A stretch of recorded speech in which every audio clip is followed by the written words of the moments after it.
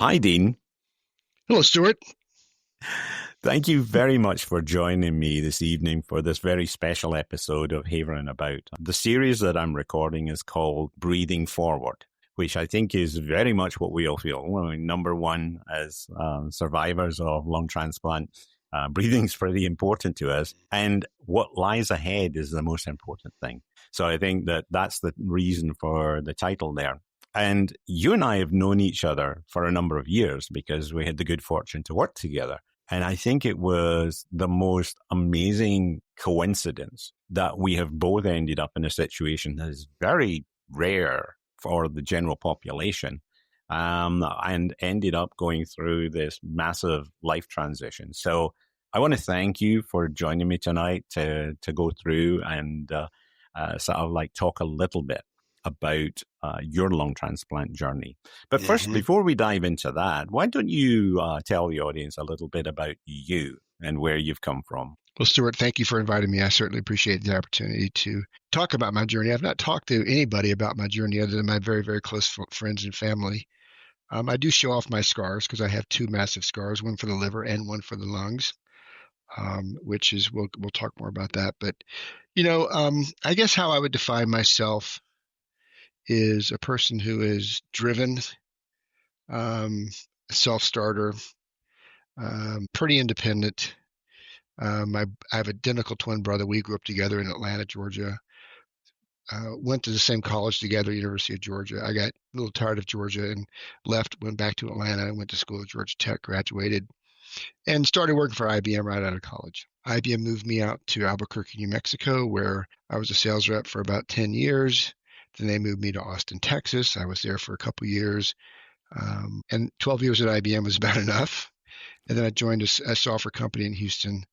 At that time, we lived in Houston for 10 years. But during my life in Albuquerque, I had three beautiful, wonderful children. I got to go fly fishing and snow skiing and hunting a lot. So I got an opportunity to experience the West. And if you ever spend any time out West, it becomes part of your soul, right? The big open skies, the stars, the big open spaces and so forth are just something you always longed for. And I certainly do have a soft spot in my heart for the American West. And then after Houston for a while, for 5 years, we moved to Washington, D.C. I worked for another software company for another 5 years or so. Joined another software company where I was there for 5 years. This company was a German-based company. And then I left that company and joined Allscripts, where you and I first met, right? And that began my journey in healthcare IT. And since Allscripts, another 5 years, it's funny how that seems to go in 5-year cycles. I was involved in a couple other healthcare IT companies. One out of Boston, one out of Palo Alto, and then I got to the point with my disease where I just couldn't go on. Right, I had to focus on my health, and that's what really starts a transplant journey. So I have a wonderful wife named Sandy, who has been my amazing caregiver and best friend for a long time. We've been married for 15 years. We have 4 kids. I have 3 from her previous marriage. She has 1 from her previous marriage. And it's just they're part of the care team, and they were remarkable during the journey and still continue to be remarkable. And Sandy and I we live in Western North Carolina in Asheville. So we love the waterfalls, the black bears. I take my dog fly fishing often. We just bought a house. We're remodeling a new house. So we're quite busy, and we feel very blessed, right, to be together, to be still here together on this earth, and to have the opportunity we have to spend time with our kids and, build a new home together. So yeah, there's a lot of intersection that I think, when I edit these stories together, it's kind of fascinating. Jenny McFarlane, the podcast host that I interview. I mean, she's many other things as well, but that's how I met her.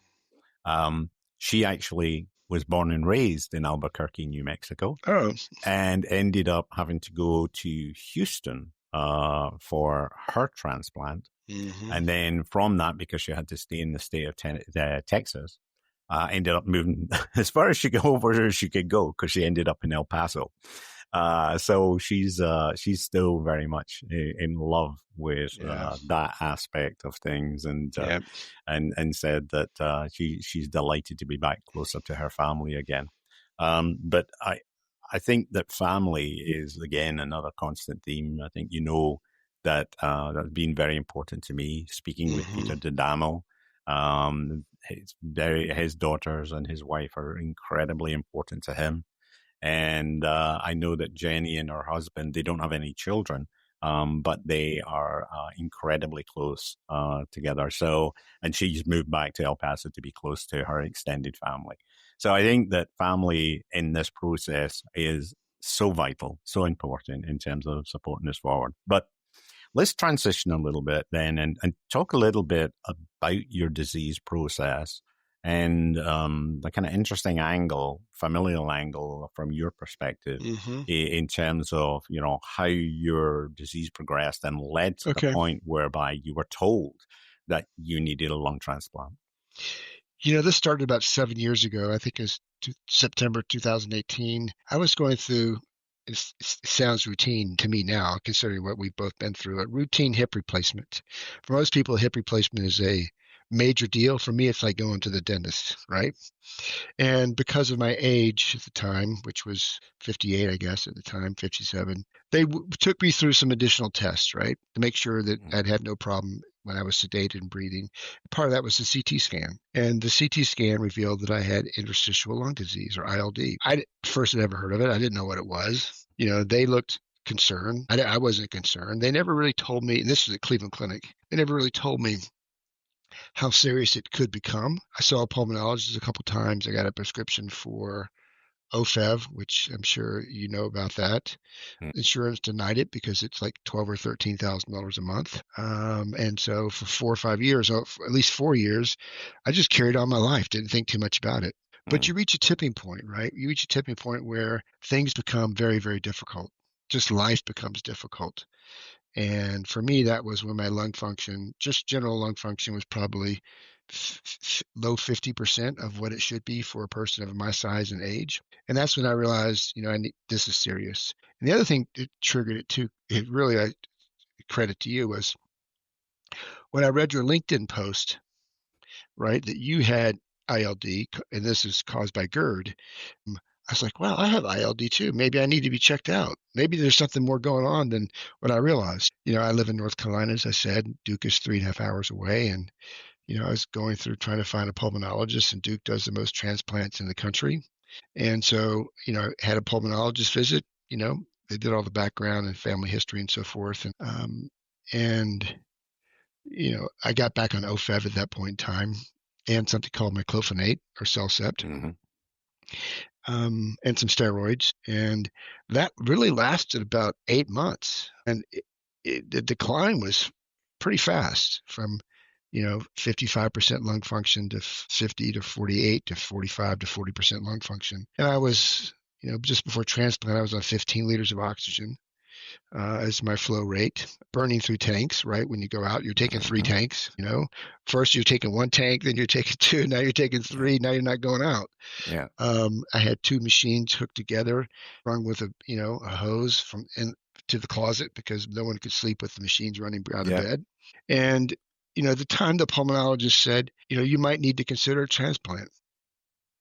Just hearing that word, it's like hearing the cancer word, right, the first time.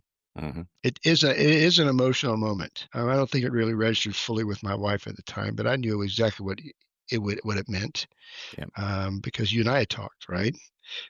So it was a shock. Not terribly, because when you learn you have, at least when I learned I had something, I dig into it, right? I've learned in this world, if you don't manage your own health and you're not educated and you don't stay on top of things and you're not in my chart every day or whatever it needs to be, you're not managing your meds, you're in trouble, right? No one's going to do it for you, So I took the bull by the horns, and I knew exactly what was going on. And so Duke sends you through, I'm sure every other center does the same thing, sends you through initially a 3-day evaluation.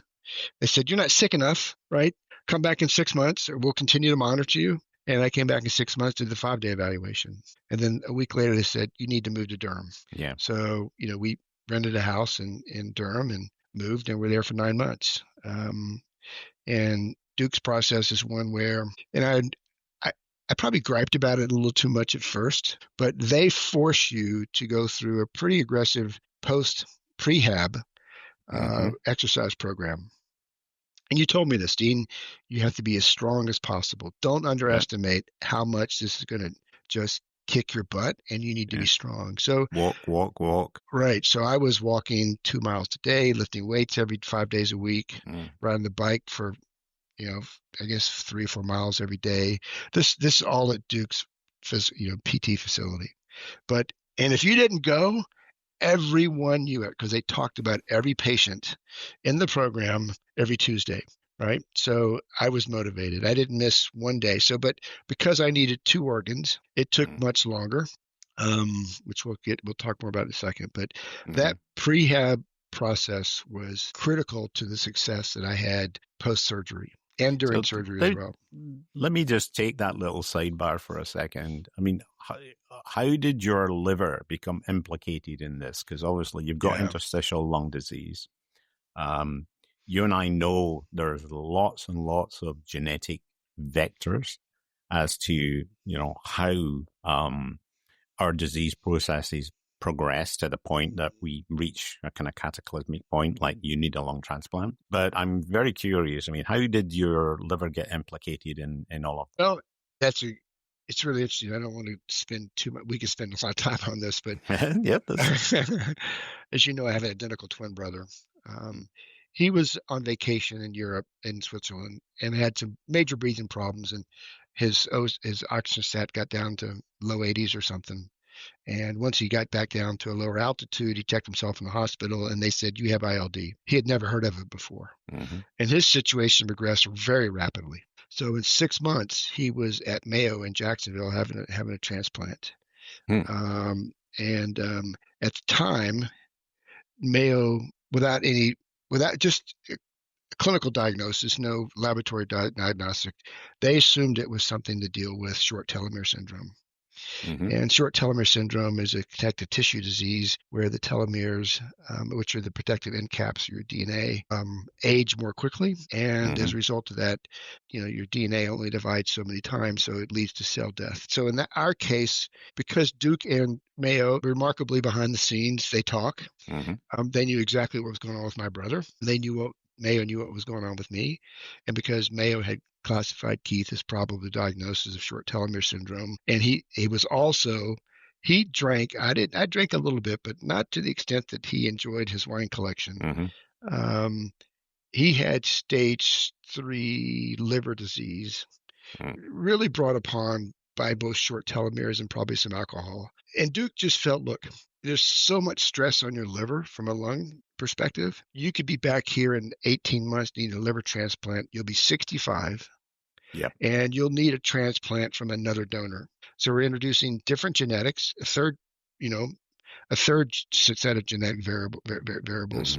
It's best to do both at the same time. Now, from the same donor. The same donor, right? And Duke hadn't done a liver-lung transplant in 5 years, and they'd never done anybody over age 60. And so what I also learned is there are probably in the country less than 20 liver lungs done annually. So it's a very, very rare procedure. Lungs are rare. Liver lungs are incredibly rare. But because my brother had a successful surgery and successful post-op experience, Duke felt pretty confident. And they looked at me and said, look, you're motivated. You have no other comorbidities. Your BMI is where it needs to be. You've got a great care team. You can pay for it. They all want to know that, don't they? Yes, they do. It's very sad, but yeah. We could, if you want to talk about how much it costs, we can do that too. But it was, I'm sure I was one of the top 10 patients at Duke in 2024. I had to have been, right? So they just felt that the stress on the liver would be too much, and coming back in a year and a half would probably not be a good experience. And because my brother had both, and maybe there's some friendly competition between the two organizations, I don't know. the head of Duke's transplant program. I can't remember his name. It'll come to me in a second. Left Duke and for Mayo in Jacksonville to build their program. Yeah. Dr. Haney, that's his name, Dr. Yeah. Haney. So, there was some collaboration and communication between the two organizations, and maybe just a little bit of competition, It's funny, which benefited me. It's funny that you mentioned that, because David Erasmus, who was the medical director of the lung transplant program at Vanderbilt, came from Mayo Jacksonville. Oh, did he? And so I think that you're right. There's a lot of, let's call it co-opetition that goes on between the transplant services. Because I think that particularly as they're training a lot of their earlier stage transplant pulmonologists, transplant and thoracic surgeons, that the younger ones who are coming through can't necessarily get a consulting gig, a top of the tree gig at the hospital that they train at. So what do? They do like any of us in our careers. They go, okay, where are they available? And off they go. Yeah. So I think there's some of that. I do know that the because it's such a small community, as you say, you were one of 20 in this very exclusive club. There were only 3,000 lung transplants total done last year in the United States. It's a pretty small club, even just for lung transplants. Yeah. And so I think that for all of us, the people who care for us, they are very connected in networks. And yes, they do compete from time to time for talent, for money, for all kinds of things. But I think that it is a beneficial loop, whereby they're all trying to get better. They're all trying to get better outcomes. And you and I, coming from a sales background, we know there is nothing like a leaderboard to motivate people. Yeah. They accept patients into the program because they believe they'll survive. Yes. Right. And so, back to the selection process, there's a committee process, and they look at all the variables. And as you know, right, it's like you're getting tested for becoming an astronaut. The number of tests you go through over a 3 and then a 5-day period of time is just immense. But good, I'm happy because there was nothing else wrong. It was just lung disease. So because of, like I said, no other comorbidities, strong care network, I could pay for it. I was motivated. I was relatively young and fit. I was a good candidate for both organs. Yeah. So we're willing to take a bet on you, Dean. Yeah, exactly. Right. So let's talk about when you got the notification of we're good to go. You mentioned that you had moved to Durham, that you were in that kind of hanging out, sort of waiting phase to be approved to be listed. But once you got the thumbs up that you were listed, how quickly did it happen? And then how did you hear, we have tissue, you need to come in? If you've been moved by today's stories, please consider becoming an organ donor. In the United States, go to organdonor.gov, and in the UK, organdonation.nhs.uk. Be someone's hero. Yeah, let me just back up just a little bit. So we moved to Durham in July of 2024.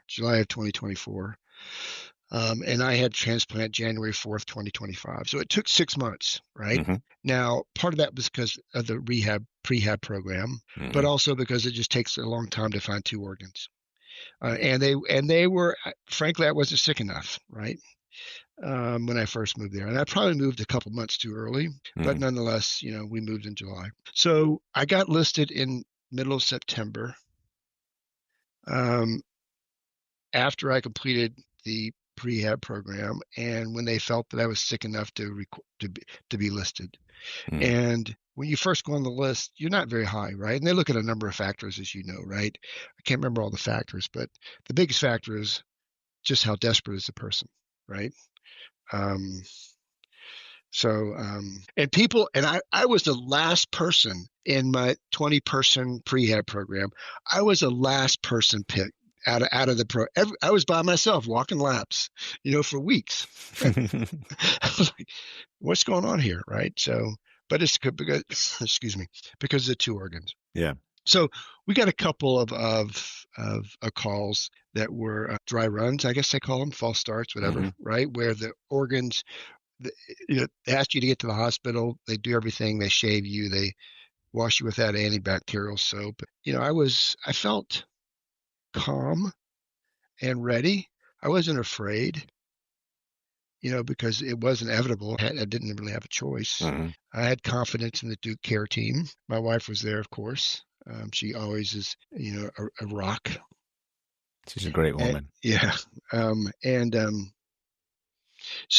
then you get the news that the donor organs aren't good enough, and you go home. So that happened twice. And the third time, which was, happened once in October, then again in November. And we're getting a little bit anxious because I'm now on 15 liters of oxygen. We've been in Durham for, seems like forever, paying rent in two places or paying for two places. And it's cold, right? It's wintertime. We want to get this on, right? There's no better time to have a transplant than when it's miserable outside. Not that North Carolina is necessarily miserable. It's not like it's not like Rochester, not like Minnesota. Yeah, not like this. It's pretty calm compared to Rochester. Anyways, we got the call and we kind of felt that this would be the one. Because at that point we were really high on the list, and at least in not just North Carolina but also nationally. I remember being wheeled into the operating room, which was, I expected a spaceship like the Starship Enterprise, and it wasn't. It was a big room with a lot of people, a lot of machines, but I was expecting something super modern and people above me. I complained to them about the stain on the ceiling tile. Said, how did that get there? Exactly. Right.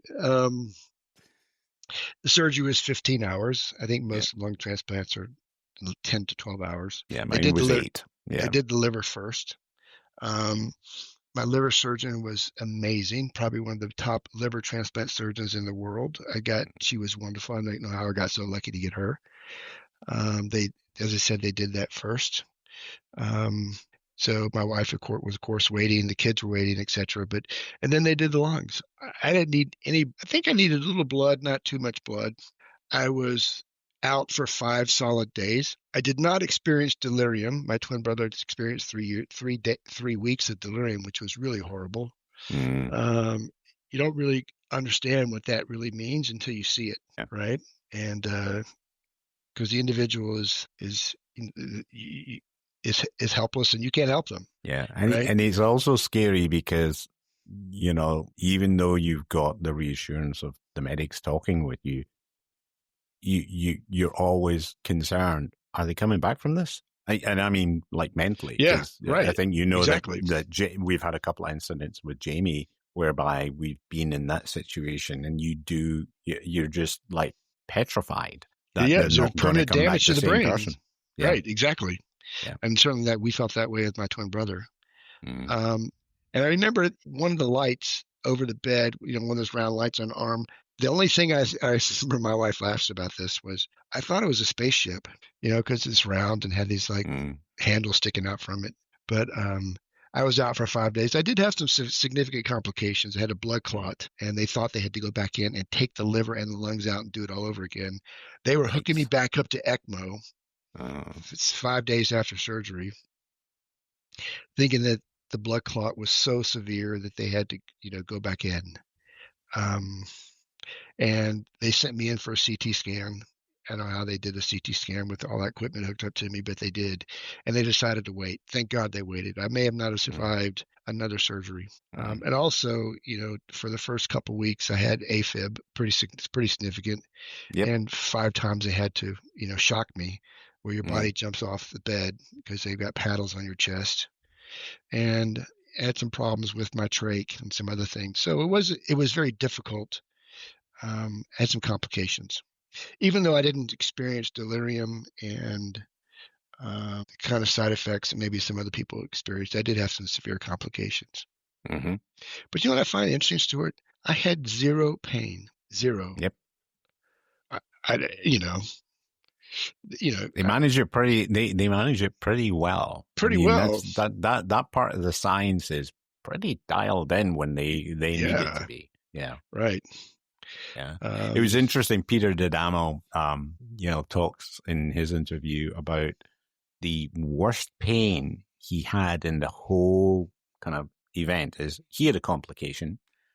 He actually, because he had been on so many blood thinners for other reasons associated with complications, he ended up having a collapsed lung, but it wasn't air; it was blood had accumulated. He was bleeding internally, and it caused a kind of partial collapse of the new lung.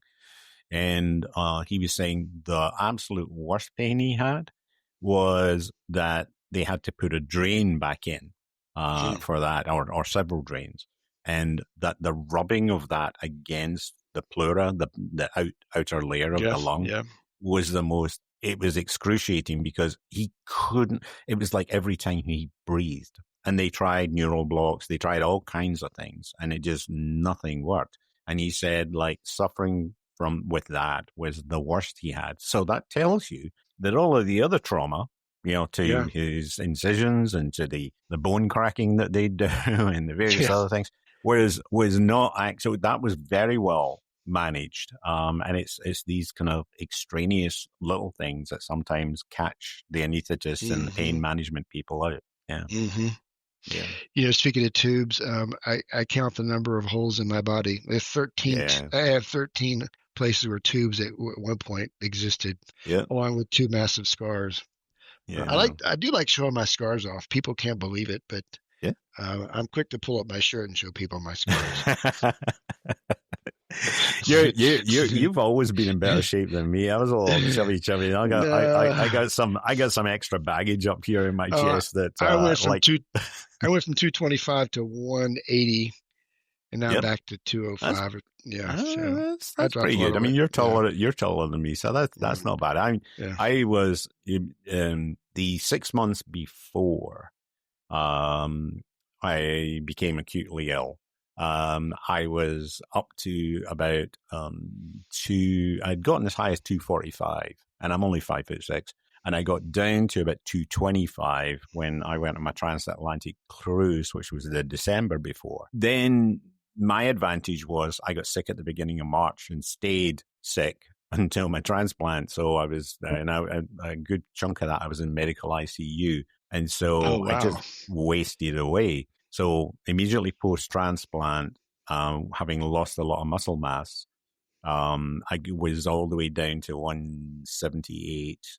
And then I put it back and by the time I had kind of like finished my rehab, I was up to 190 because I was eating well again. And, so I was still not burning enough calories. And then when they put me on the Mounjaro, to try and control the blood glucose because of the steroids, then that helped me kind of sort of like control my appetite a bit. And so I currently cruise at about 182. Would it be nice to get down to 170? Yeah, sure. But I think that at the minute I'm you gotta happy. Enjoy some ice cream.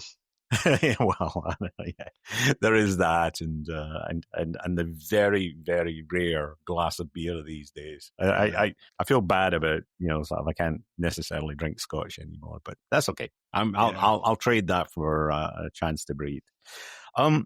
What's something small or surprising that you can do now that you couldn't do before? Is that something, because yes, walking, being able to breathe with unaided, maybe you sleep better, but is there anything that's like particularly surprising you went, I can do that again? And it didn't last but a few months, but I stopped snoring, maybe just because of the weight loss. Mm-hmm. So I stopped snoring. My wife was like, you're not snoring anymore. So she loved it. Yeah. That was surprising. But it was short-lived. It only lasted 6 months. Stuart, when you face these kind of experiences and your friends and family rally around you, and the small things start to matter a lot.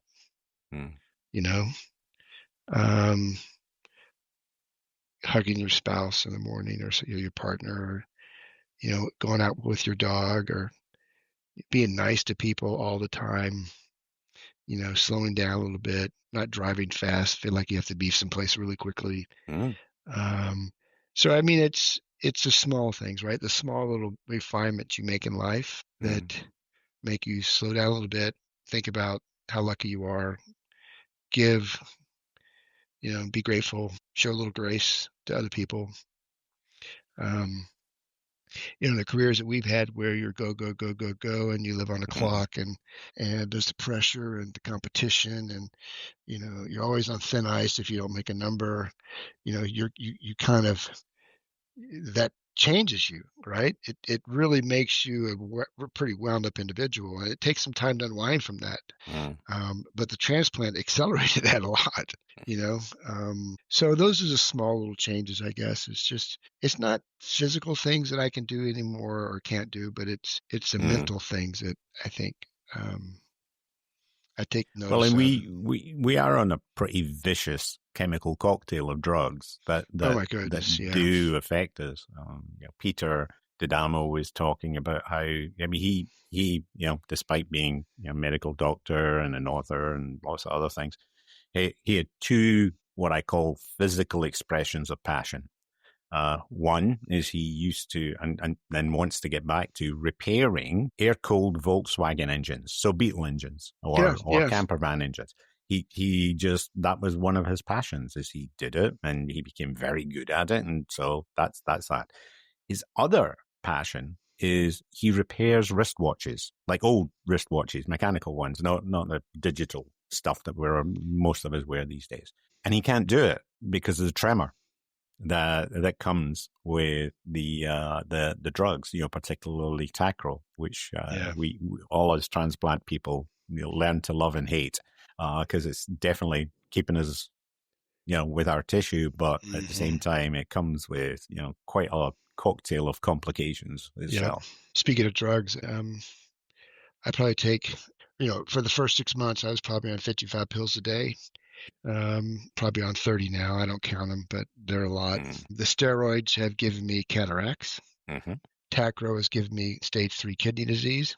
And the myclophenate or Cellcept, which shut down my immune system, caused something called PTLD, post-transplant lymphoproliferative disorder, mm-hmm, cancer, mm, right? My donor had the Epstein-Barr virus, mm. which we all have the Epstein-Barr virus. 95% of people have the Epstein-Barr virus. Yep. Remarkably, I didn't have it. At least I tested negative for it, but my donor had it.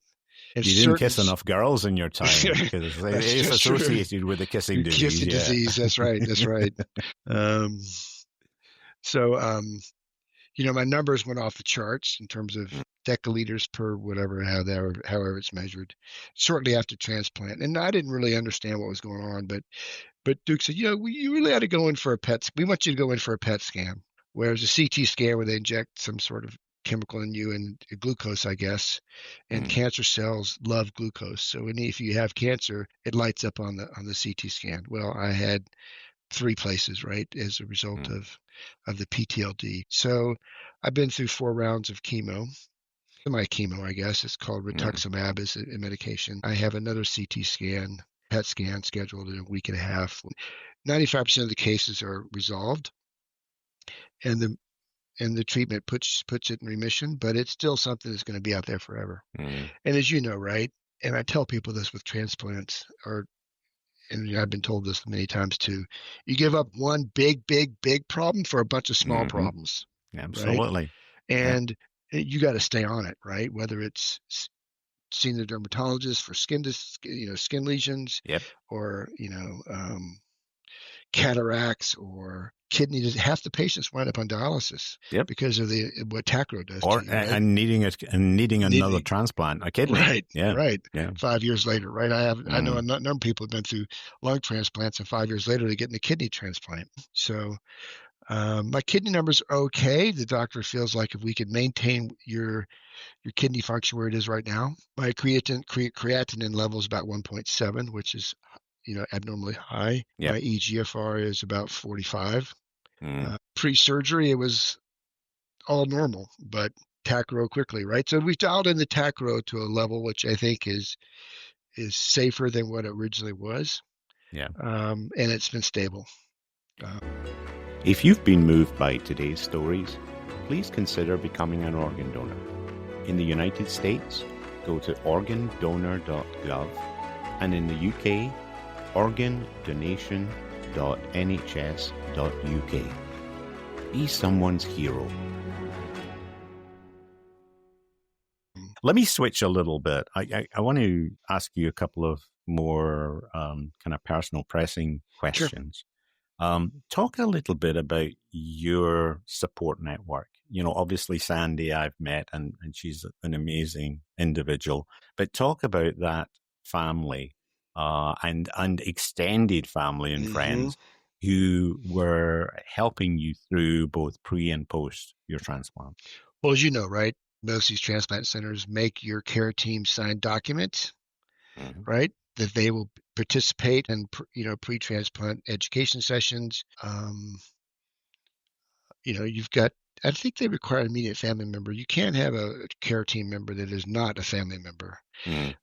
So they're pretty strict about who they were. But my care team included, of course, Sandy, my wife, my oldest daughter, Stephanie, who is 38, and my younger daughter, Lindsay, who is 31, my son, Scott, who is 40, and my youngest son, Luis, who just turned 30, right? So I was fortunate to have 4 grown adult children. However, one lives in Florida, 2 live in Colorado, 1 lives in Wisconsin, right? So, there was some question about how effective they could actually be as care team members, but they all flew in, slept in the hospital, stayed at the house, helped Sandy through things. But also because my brother had been through the surgery 6 months before me, both liver and lung, and I was in the hospital with him for 2 weeks during his pre and post surgery. I knew what to expect. I saw him being wheeled into surgery. I saw him post surgery. But his wife, who I've known, for almost 50 years, I don't think I've known a woman longer than I've known Kathy. She was a big part of the care team too, really for my wife, Sandy, who had not been through this process. And they've been great friends, but they continue to be great friends, and obviously now have a lot of war stories to talk about. Not just our personality deficits, but now our physical deficits. But because my brother and I we are identical twins in in more ways than our physical attributes. So there was that care team, right? It was, and like I said, I feel fortunate that my brother and his wife kind of lit the path for both me and Sandy.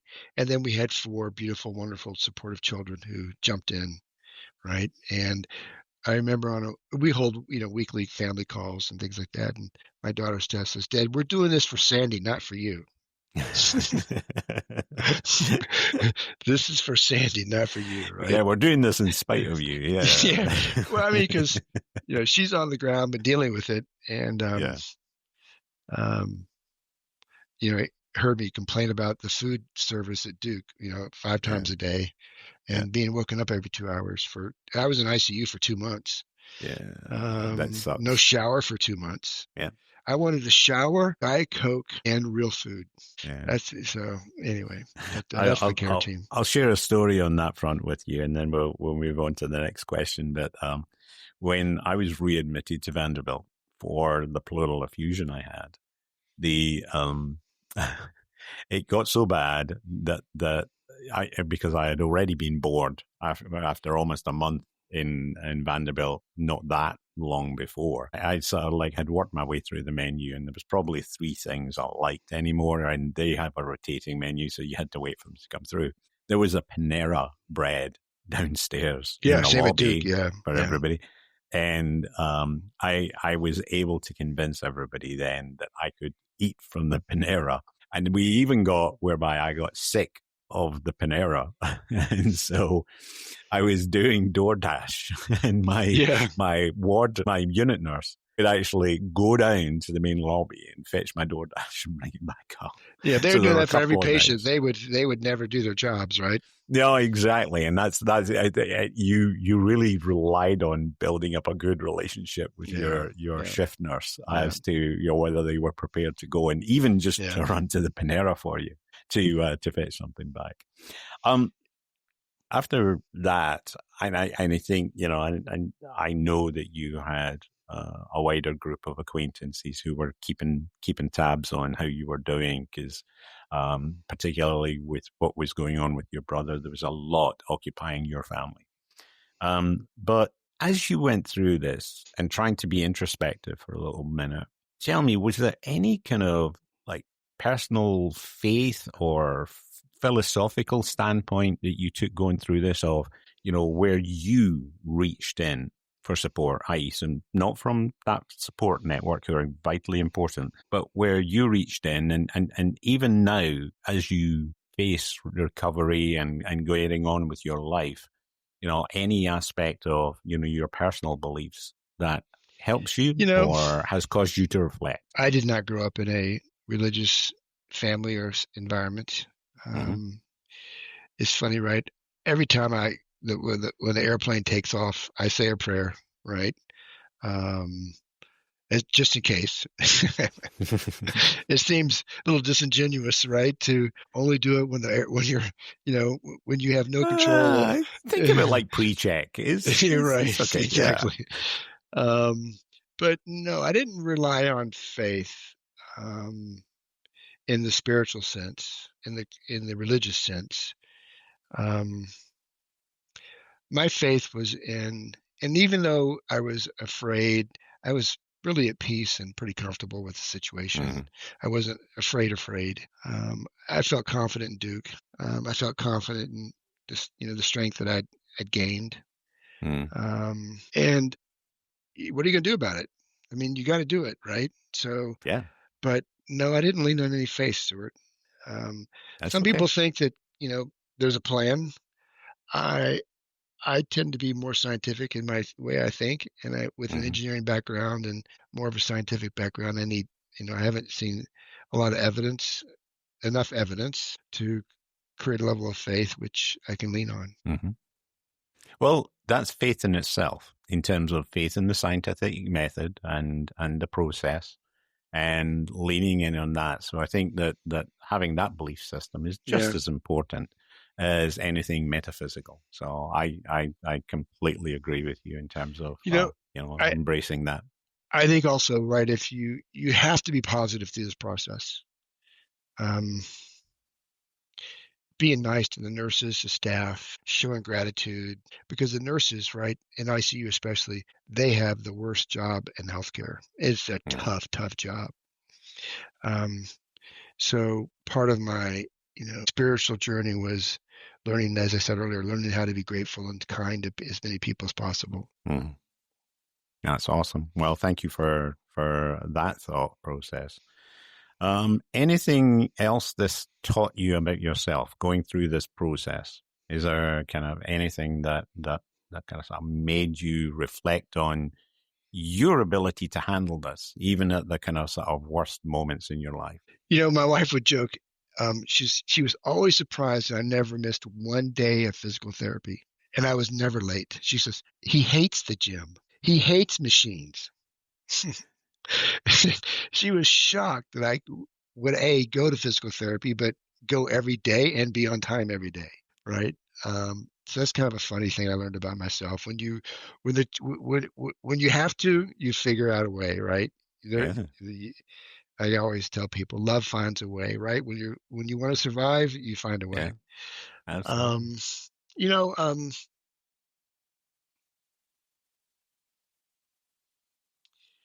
what have I learned taken away from this is, as I said earlier, right? It's this notion of gratefulness and kindness, and when you get to be our age, I'm 65. Um, we all start to look at our mortality Hmm. and start to, take stock in what we've done and the relationships that we have and what impact we have had, what impact we can still have, what relationships we can still strengthen. And so that's really where I am right now, Stuart, is focusing on a secure future for my wife, um, making sure my kids know how much I love them every single day, Hmm. um, and spending more time reaching out to friends, And maybe it's a guy thing, but guys get disconnected easier, right? Oh, yeah. We have a small friend group of 2 or 3 guys. Women have larger friend groups and do a much better job of staying in contact with one another. At least that's my experience. Yeah, I would agree with that. Yeah, yeah. Yeah. Well, I got one more question for you. I did pre-warn you that this question would come.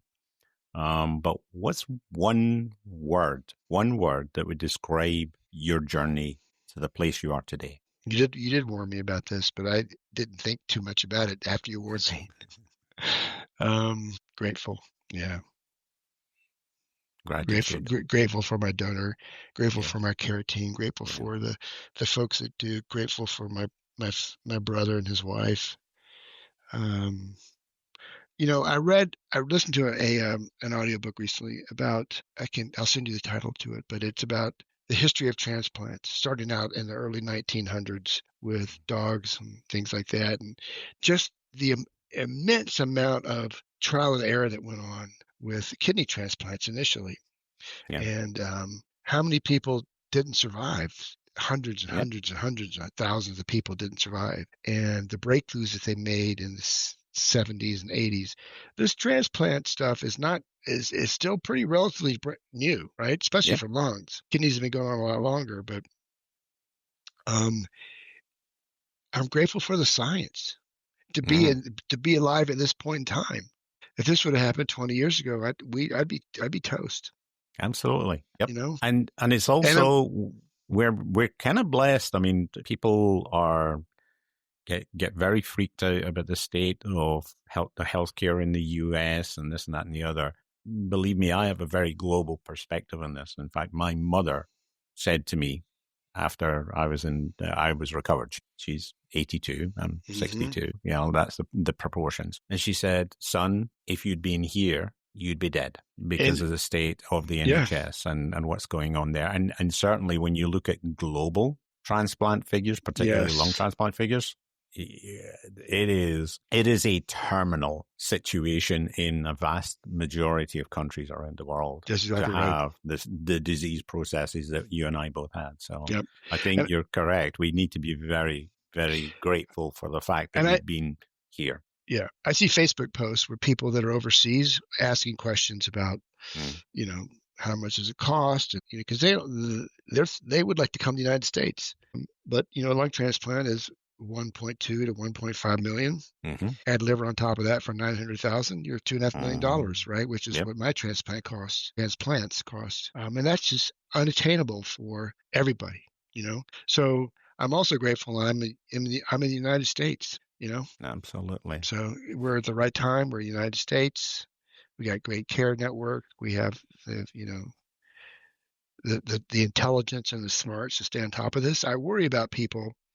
And I saw a lot of these people in my healthcare journey who don't have the resources and the support to take care of themselves. Like I said at the start of this, right? If you can't manage your own healthcare and stay on top of it and push the healthcare system, you're in trouble. I'd like to draw us to a close and say thank you so much for sharing so much of your story. I really appreciate it. Anything you want to say to our audience before we sign off? Thank you for having me, Stuart. I appreciate it. I have not had an opportunity to really tell my story beyond my most immediate friends and family. But it really gets back to being grateful, right? And taking a few minutes every morning to tell yourself what you're grateful for. Start your day off the right way. Don't worry about the small things, and tell the people you love them every single day. And that's a great thought. Yeah. Well, with that, Dean, thank you very much. And to our audience, I look forward to speaking to you the next time. Until then, keep havering.